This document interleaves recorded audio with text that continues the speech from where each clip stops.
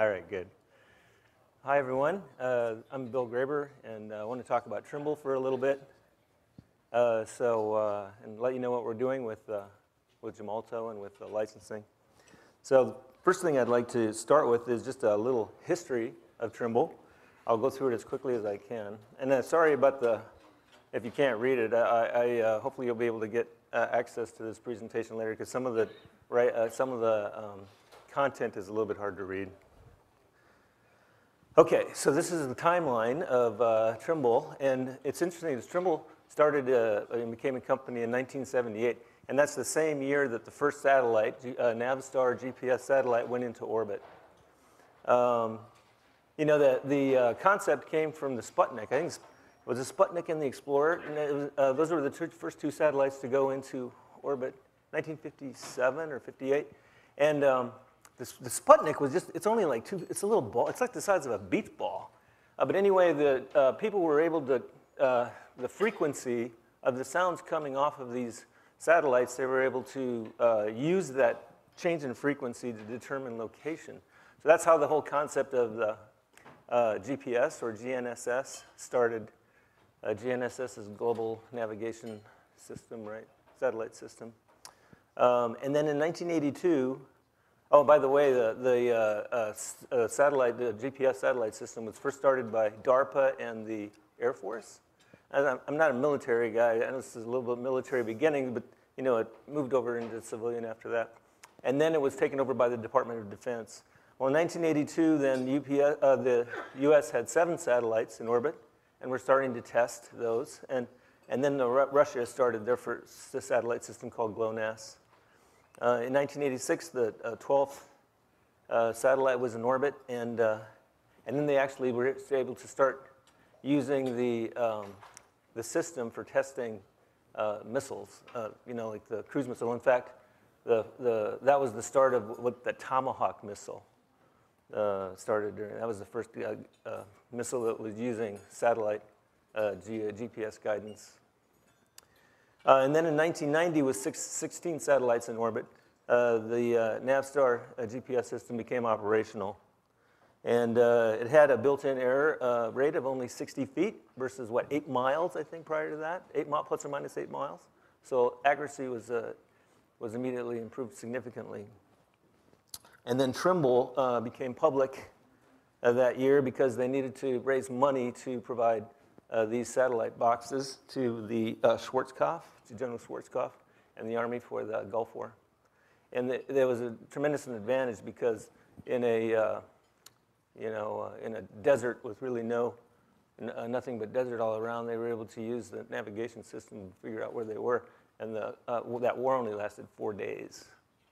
So, and then in 1993, then the Department of Transportation starts to jointly manage the GPS system with the Department of Defense, and then it starts becoming available for civilian use. So then, finally in 1995, the GPS system, and they kind of dropped the Navstar piece of it. It became fully operational, 24 satellites covering the entire globe 24/7.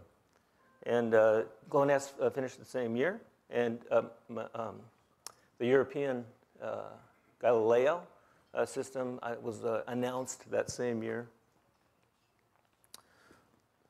So this is a picture of the box. It was called the Slugger, or SLAN-PS10. And it could be used, they could carry it on their backs, or they could put it on a vehicle, or even on a helicopter. And so you see now that there's actually 30 satellites, and then an additional spare 31, and then there's 2 that are ready to launch also, so that they can always maintain global coverage. And you can see GLONASS there with 24. Galileo is due to complete with 30 satellites in the year 2020. Compass will complete with 35 satellites. That's a Chinese satellite system in 2020. And then NAVIC is India. It's not a global system, it's a regional system. And then finally, the Koizo Zenith, which is Japan. So it's pretty crazy. I don't know if you call it space junk yet, but there's a lot of satellites on space. These are the ones that we know of, right? In fact, they didn't make the, I don't think they announced it publicly until 1983 when they announced that they had actually started launching these satellites. So now that turned in, as soon as that became available for civilian use, then this acquisition phase started. And I know you can't read this, but I just wanted to show you the number of acquisitions that have taken place since 1990 for Trimble. So there's page 1, there's page 2, page 3, 4, 5, and 6. So a lot of software companies, right? And so you saw it was a hardware company when it started. In fact, a lot of it was almost exclusively hardware, and now it's getting to be more and more software. In fact, it's almost 50-50 now. Trimble is 50% hardware and 50% software. And in that period of time, 45 software companies were acquired, many with multiple apps. And fortunately, our mergers and acquisitions guy, Jürgen Klemm, is retiring at the end of the year. So hopefully it won't have quite as many acquisitions. Anyway, Trimble now is broken up into 4 groups: geospatial, which is survey. Although survey is really kind of expanded into scanning and all, the different things. Buildings and infrastructure, which is the area that where I started working in. And then resources and utilities, and that includes agriculture and forestry. And then finally transportation. And actually the military deal is actually part of transportation. I'm not sure why, but a lot of our military, our avionics ended up got sold to Honeywell at some point in 1995 or something like that. So Honeywell took over a lot of that. Okay, so why we did what we did. So with all these acquisitions, all these software, all kinds of deliverables and all kinds of licensing and all kinds of different uses. So we were really trying to streamline how we do software delivery. It's just not feasible to try and manage 45 different processes. And so then also to convert software to services. So yeah, I think they talked about yesterday and about shipping software or disk in a box or a dongle in a box. We still do a dongle in a box in some cases. But obviously the move is to try and get to electronic delivery. Now, one of the things that we're really looking at with Gemalto is that the Salesforce.com connector. And so that what we really like to do is take the demo. So demos and trials can be difficult to run out of the, once you do a demo. But then you have to create a separate part number, and a lot of times maybe even 2 or 3 part numbers. So we're really looking at moving demos and trials out of our ERP system and moving them into Salesforce.com using the connector, the Gemalto connector. And then recurring billing. Wow, you think it's easy. I thought it would be easy too, right? But it's not. We have almost not every month, but a lot of times we have issues where we have to do credits because we just didn't do the billing quite right. So it's difficult. Okay, so why Sentinel? Now, I just wanted to show you a list of these companies. These are what we consider to be kind of the top subscriber companies in the world. And you can see some of them are approaching $10 billion a month in subscription revenue. Right, so that's big time. Obviously, Trimble is not there yet, but maybe someday. I think we have somewhere between 2 and 3 million subscribers today. I don't know the exact dollars per month. But the intent is to try and get on that list. And you can see some of the companies are cell phone companies. And some of them, like Amazon Prime, $10 seems to be a sweet spot. Spotify, I want to talk about those guys later. Spotify did 30 million subscriptions last year. So that's 1 subscription every second. So I don't know if we could, if you were to try and, sometimes our subscription process can take 15, 20 minutes. So there's no way, we'd have to have like 100 people just doing subscriptions. So there's a method to that we need to try and figure out. Another thing that a lot of these companies have is a really good sign-up process. And so I want to talk about that a little bit later. You can see here Adobe, they have a user base of 13 million people, 13 million users. And their subscriber base now is 9 million. So they've almost converted their entire installed base to subscription, which is something that is pretty amazing. You see that Autodesk isn't quite there yet, 1.3 million subscribers versus an installed base of 8 million. There's a couple of them down below. This Birchbox, I don't know if you're familiar with that. You know, I guess this is just turning into a real craze because for $10 a month, you get effectively $40 or $50 worth of stuff. And I know that's happening with in the clothing market and even in food, groceries. And then that last one, MoviePass. This one is, I think, ready to explode. They dropped their price from $50 a month down to $10 a month. And for $10 a month, you can go to a movie every day, one of 6,000 theaters. So if you're into movies, I would, my kid, I need to get one for my kid. But I think that MoviePass, right now it's at 300,000. I think that's going to explode. Another reason why we are working with Gemalto and Sentinel is to prevent theft while we're trying to get to a better delivery system, while we're moving in that direction. These are 4 sites that are selling our stuff, and we have no clue who they are. In some cases, they might not actually be. I don't know if it's really cracked. And the big word is cracked, right? They cracked the software. And so we're working closely with Gemalto to try and make sure that we don't have any theft. And you know, some companies, I've heard as much as 50% or 60% of their software is pirated. So that's one other reason why it really makes sense to go to a subscription model for us or try and move in that direction. So here's what we're doing.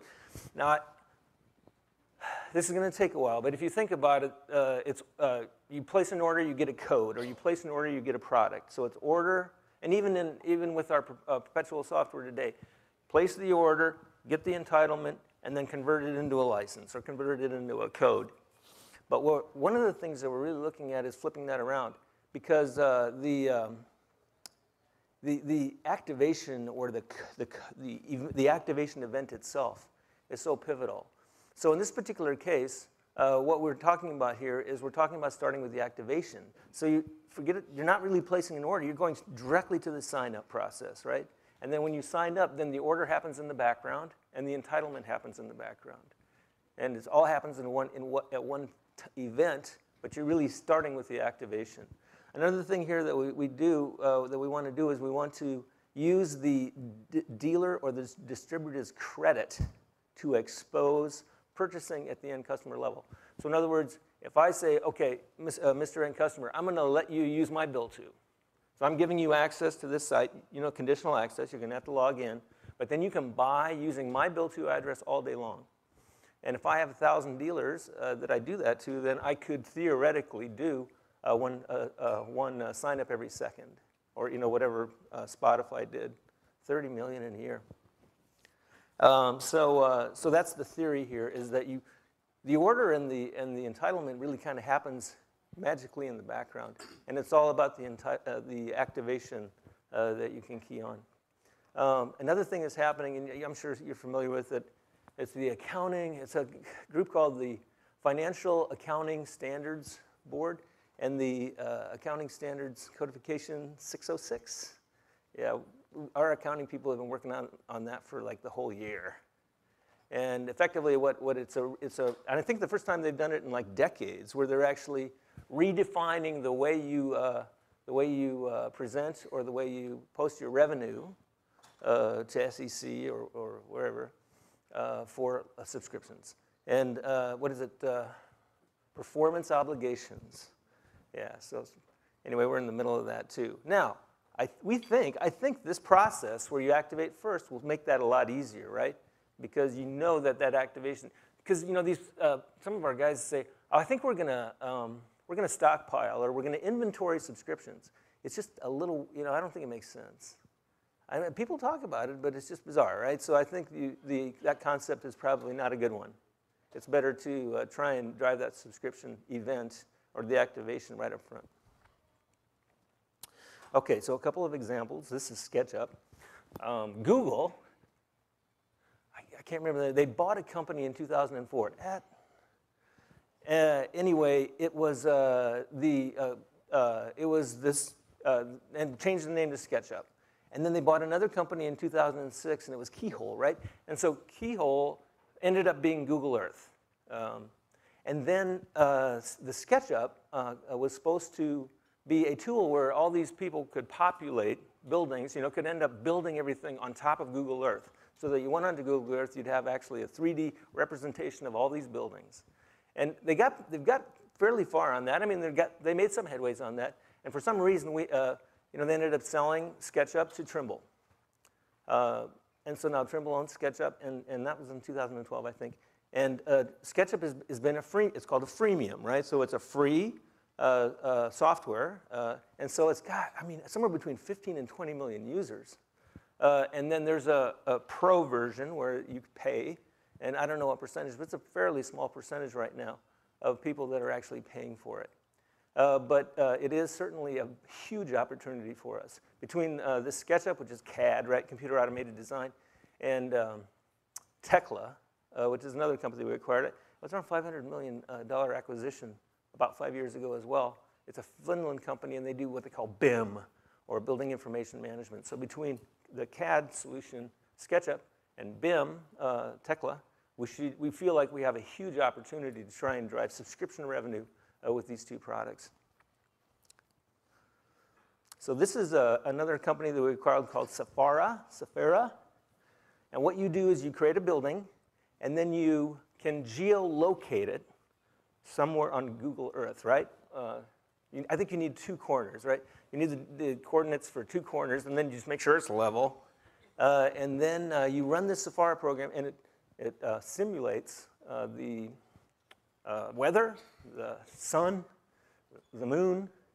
And so it'll tell you exactly how much lighting and energy, and I think you do wind, that you need. So it's pretty amazing. Now, this is definitely a cloud application, right? Because it's huge. I don't know how big this database is, to try and figure out all the weather patterns throughout the globe.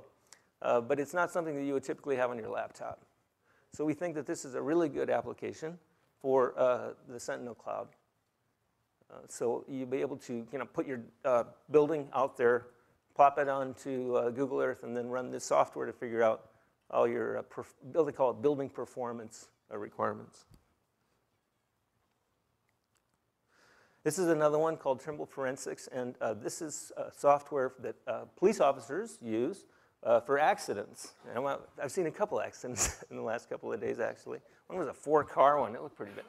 Where one car hit each other, or 4 cars that were hooked together.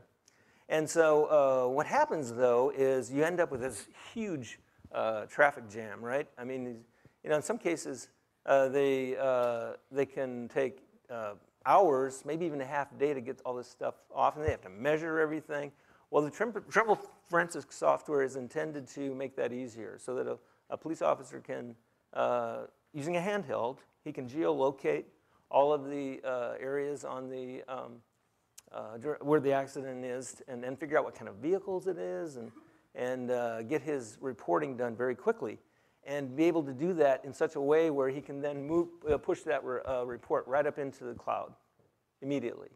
And even to the point where if I have, let's say, 100 officers in this municipality, I maybe don't need 100 of these licenses. Maybe I only need 10 or 15, because not every officer is going to need this software all the time. And if it's cloud-based, they can just grab it, grab the license, run their reporting, and then just put it back and get their reporting done much quicker. There's 2 versions. One is called Smart Roads, which is for non-fatal accidents. And then there's another one called Reveal, which is for fatal accidents, and then also for crimes. So this is software that we've recently introduced that we're very excited about. What the software allows you to do is it allows you to take the coordinates and then put in the vehicle and everything, and then it will simulate the crash for you, so that you can use it for, if you get into a scenario where there's a dispute over what happened, you can actually run this software, and it will say, okay, well, here's what the software says happened based on the data that I provided. In this particular case, this was a Corvette that got pretty beat up, wrapped around a tree. And what you can also do with this is the reveal. You can run a scanner. Now, this is not a handheld. This is a more robust scanning device. And this will actually create around 4 billion points of, it's called a point cloud. And then it'll also paint the vehicle so that it looks real. And so the picture on the right is a digital version of the car on the left.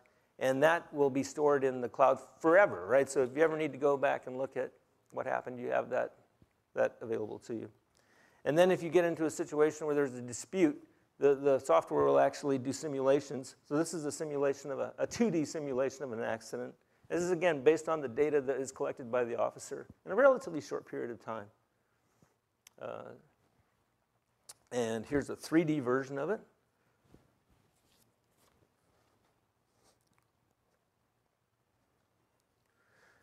Yeah, so if you're in a situation where the driver said, well, it wasn't me, you can run this at a trial or whatever and make it pretty obvious, or really help kind of try and figure out what really happened. Okay, so that's it. I wanted to just say that with these types of applications, we really and using cloud services, we really feel that we'll be able to go a long ways with these types of applications. Use the Gemalto tools, and then combine the EMS system with some of the other tools that we use in terms of e-commerce and CRM, and get on that list that maybe we'll get to or Verizon or AT&T are someday. So, thank you.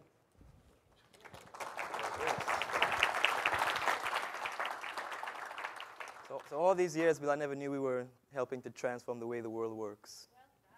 I'm gonna start. That's my new title. We help change the world. So I'm gonna add just a little bit of details and some color around how we help Trimble transform the way the world works in our company. So how we sort of move from really helping and enable to sell and support differently. As Bill mentioned, they still have the dongle in the box, and some of their processes couldn't support a subscription. It takes, 15, 20 minutes, you said, to get a subscription out, where the expectation is near the point of demand on a subscription, I want access to my stuff. So we'll show how we help and are helping Trimble to sort of get through some of that. So when we engage with our customer, we typically uncover common systems like this. You may see some that you have, and you may have some more. But most of these systems really play a part in getting something out of the door, whether it's the billing, the ERP, the license, the entitlement, CRM, et cetera. They play a hand in getting something to the customer to fulfill, to ideally close an order or help with a renewal. When we work with customers, we look at sort of the workflows and your desired outcome and efficiency gains to really recommend where and how any integration should happen, to really help to automate some, as Bill mentioned, looking from the billing side. They're automating some things there for delivery standpoint. Shameless plug with Aria. You can come in the back and you can see more about the billing side. So I'll be skimp on those details to force you into the room later. So we go through this process, right? And we uncover with Trimble and other companies, usually looking at the existing process of fulfillment. So this is probably a cleaner version than you may know of internally. Usually there's one or two people you can name and a trusted spreadsheet that they have for licensing and how to track and get things out. But we typically see a common process where, of course, there's an interaction with the customer, and once they have enough information to go to the sales admin, a quote is created, and from that quote, you're working out from the order, and you have to talk to a licensing admin. They may not even know they have that particular title, but that's their function. They have to do something with licensing where they maybe a person who might work with the company right now. They have 5 people on the operations team that does this license admin functionality, and we're exploring some efficiency gains with them. But they go and they generate a license, and they may update or add something to install base, and they have to do this before the product gets out. So if it's a license file or if it's the dongle in the box that's shipped out to the customer, which at this point now once it's received, you can do RevRec. Right, so that pretty lengthy process according to timing. So I'd hate to be having to be the sales rep and you sold something the last day of the quarter and you need that dongle to get out to make or break your quarter. Tough job. So we work with Trimble, and sort of they had a very similar process. And from the back-end side, we'll talk some about that before we move to the cloud pieces Bill was with his 3D software. So really looking at how we help to automate and streamline that to support new business models or new different ways you want to sell, subscriptions or usage-based, any different business model. So in a very rudimentary way, the step one is assuming whether it's a billing or traditional ERP fulfilled order, that all the required steps were met already.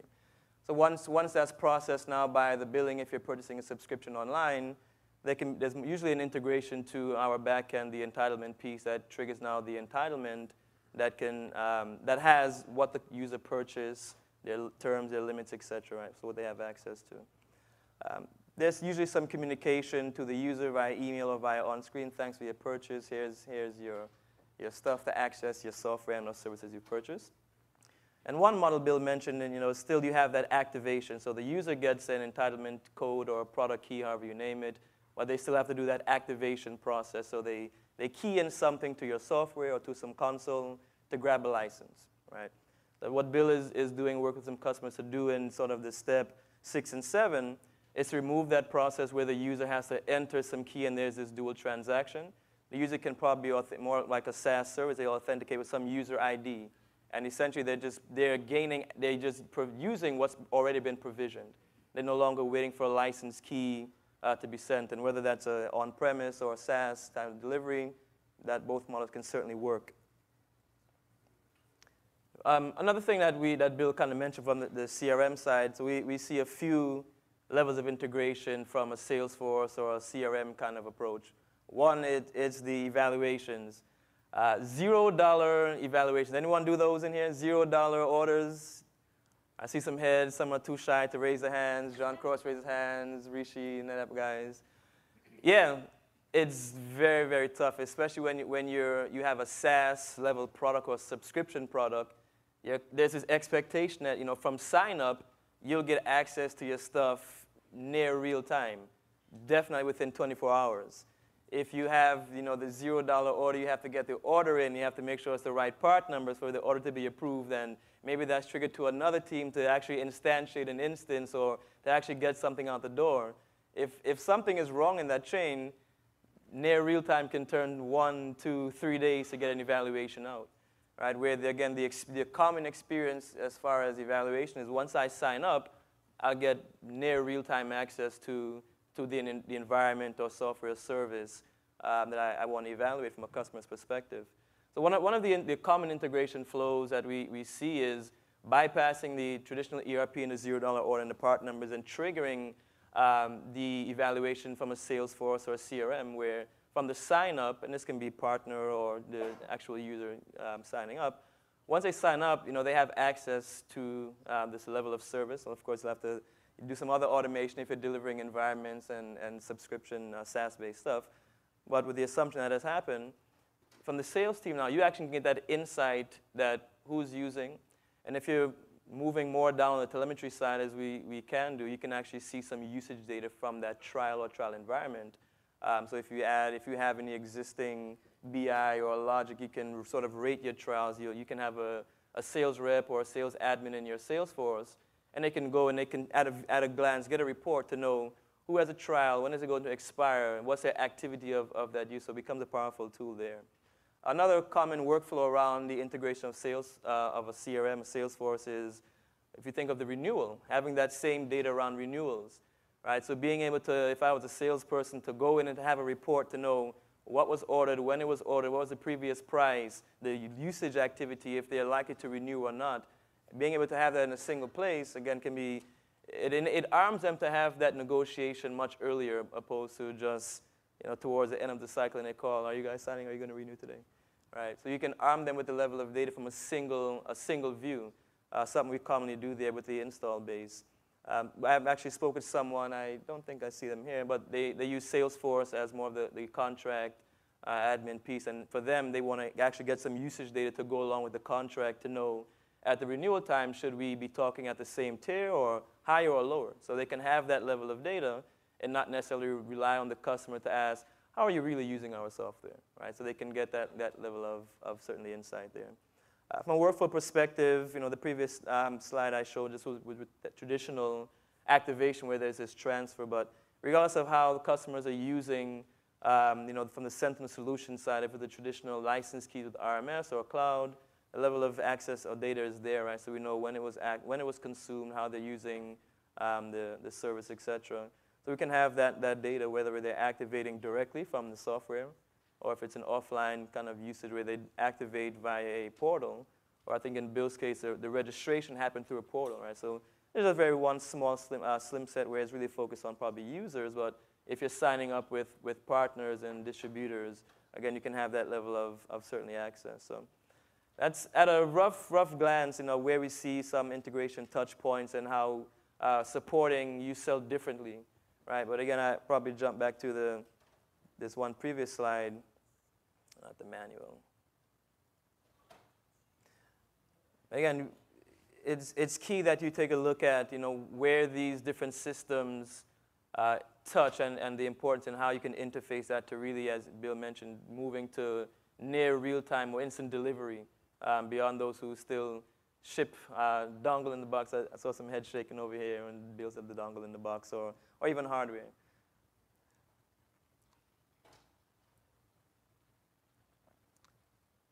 So in my summary, I want to show Bill some love too. So we partner with Trimble to change and transform the way the world works. But more seriously, when we engage our customers, really it's about improving the customer experience as you support selling differently, right? A lot of the changing business model is to capture value and create value differently. And a key part of that is around the customer experience, right? How they purchase, what they can they buy add-ons, and what level of service can they instantiate and purchase without necessarily speaking to sales rep. And of course, not all of the product catalog is going to go the way of e-commerce, but from the integration standpoint, you can have a similar as well as operational experience from the fulfillment standpoint. And then ultimately come down to increasing operational efficiency and efficiency gains, and we'll hear a bit more about that in the next session. So, Elfine, that's it. Thank you very much. Any questions? Thank you.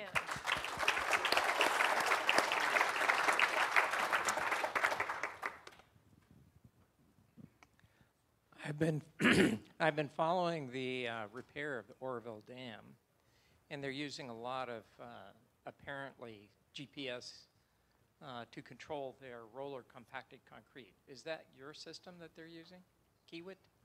It could be. We do have a paving system that's both with the concrete paving and asphalt paving, and then just general compaction. And some of that is associated with a joint venture with Caterpillar. And one of the things that's really interesting is landfills. Landfills are pretty boring, right? But landfills, it's very important that they compact to a certain. They have to take advantage of their cubic yards or cubic meters or whatever, because there's 7 million, 10 million cubic meters in a landfill, and they got to make sure that they compact that properly in order to take advantage of all of that space.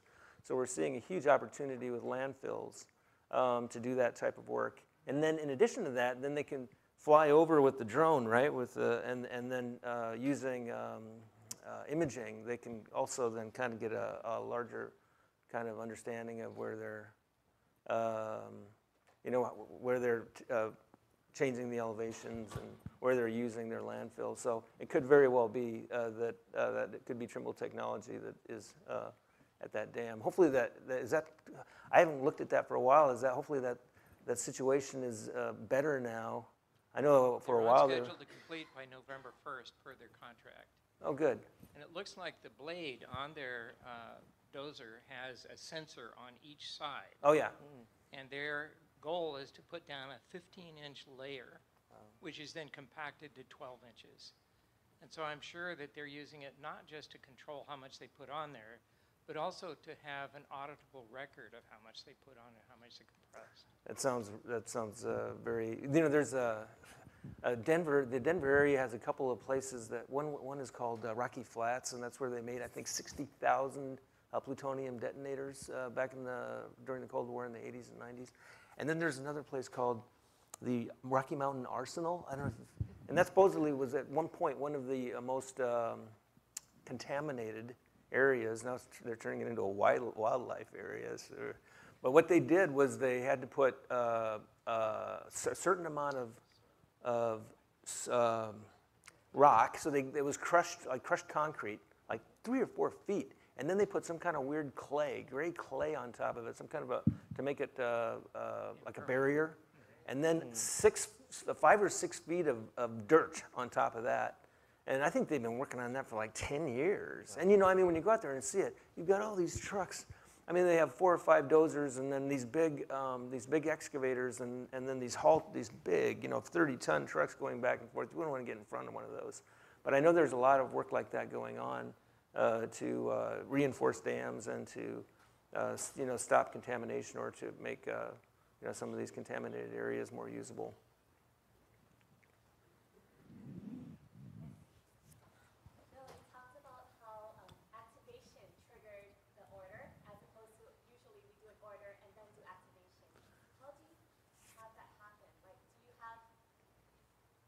Do your partners have access to a portal whereby they can trigger these activations so that it then generates an order?